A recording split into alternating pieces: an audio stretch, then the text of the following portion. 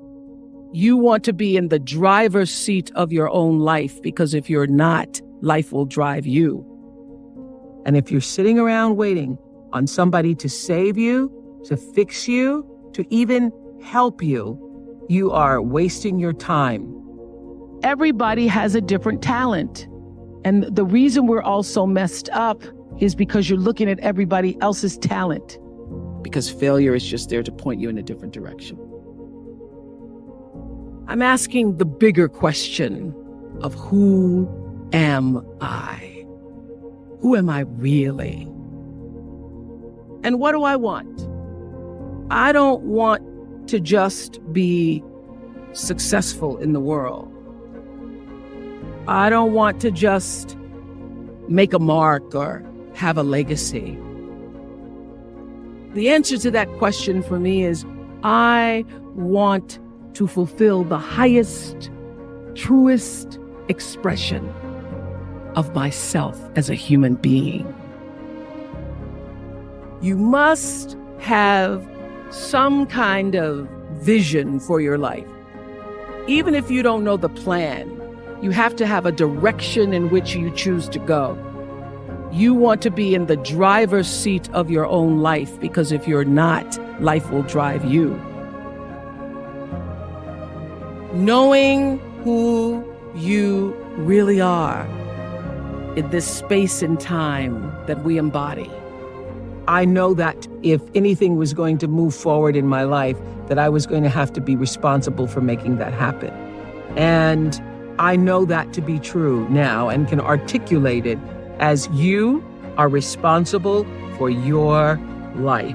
And if you're sitting around waiting on somebody to save you, to fix you, to even help you, you are wasting your time, because only you have the power to take responsibility to move your life forward. And the sooner you get that, the sooner your life gets into gear.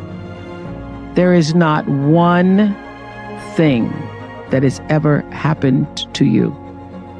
Not one experience, not one encounter, not one crisis, not one joyful thing that hasn't happened just to make you better and help you rise. All of you leaving here have the potential for enormous success. There's a price that comes with that. People don't always like you, and they're not always happy for you. And if you surround yourself with people who are not accustomed to your success, they become fearful. They become scared because you are reflecting back something to them that they don't recognize. People who want the best for you want you to be your best. So my greatest advice to you is to surround yourself with people who are going to fill your cup until your cup runneth over. And what I know for sure is that the biggest choices begin and end with you, your internal big questions. Who do I want to be in the world? Be excellent. People notice. Let excellence be your brand. Everybody has a different talent. And the reason we're all so messed up is because you're looking at everybody else's talent and wishing you had some of their talent. All the energy that you spend thinking about, wishing about, being jealous of, envious of anybody else is energy that you're not only putting out is going to come back to you negatively, but you're taking that away from you.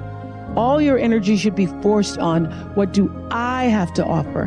What do I have to give? How can I be used in service? Because Dr. King's message of not everybody can be famous, but everybody can be great, because greatness is determined by service. The way through the challenge is to get still and ask yourself, what is the next right move? Not think about, oh, I got all of this stuff. What is the next right move? And then from that space, make the next right move and the next right move. And not to be overwhelmed by it, because you know your life is bigger than that one moment. You know you're not defined by what somebody says is a failure for you, because failure is just there to point you in a different direction. The first law is the third law of motion in physics, which says for every action, there's an equal and opposite reaction. And we showed that very beautifully in The Color Purple when Miss Seeley says to Mr., everything you even try to do to me is already done to you.